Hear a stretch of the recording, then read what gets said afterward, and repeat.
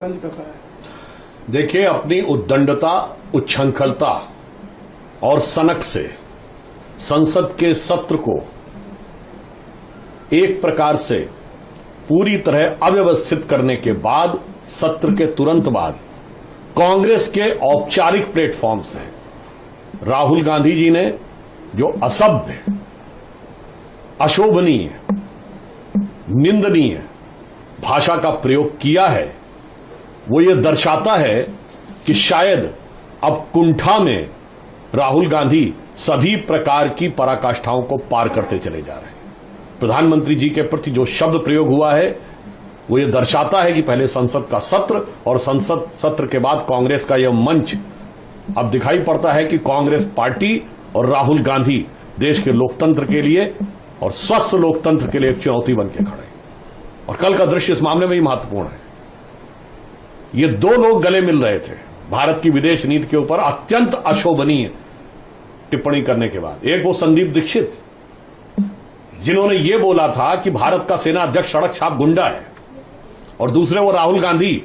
जिन्होंने जेएनयू में जाके भारत तेरे टुकड़े होंगे इंशाअल्लाह कहने वाले लोगों का समर्थन किया था। देश की जनता को समझना चाहिए कि ये दो लोग,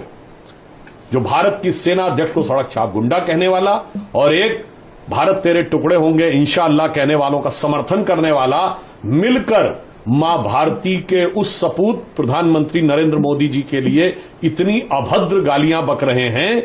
कि लगता है कि अब देश को भली भांति समझना चाहिए कौन देश के हित की बात कर रहा है और कौन एक गहरे षड्यंत्र का हिस्सा बन रहा है। जो कुछ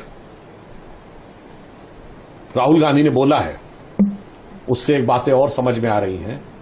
कि अब ये उनकी उद्दंडता विक्षिप्तता में बदलती जा रही है। यह भी बात स्पष्ट समझ में आ रही है कि ऐसा लगता है कि वो अब कुछ अपना संतुलन खोते चले जा रहे हैं। अभी तक ऐसा लगता था कि वो माओवादी और मुस्लिम लीगी नेताओं के साथ कंपटीशन कर रहे हैं। अब ऐसा प्रतीत होने लगा कि शायद वो गालीबाजी और गालीबाजी की रीलबाजी करने वाले कॉमेडियंस के साथ अपना कंपटीशन कर रहे हैं। आज देश को यह तय करना है कि जो कुछ राहुल गांधी ने किया है, ये किसी कुंठित, विक्षिप्त और मोदी जी के प्रति ईर्ष्या से भरे हुए पक्की दाढ़ी वाले चिर व्याकुल नौजवान की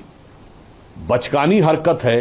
या सीमा पार के तारों से जुड़े हुए किसी व्यवस्थित षड्यंत्र के माध्यम बने हुए किसी व्यक्ति की शैतानी हरकत है।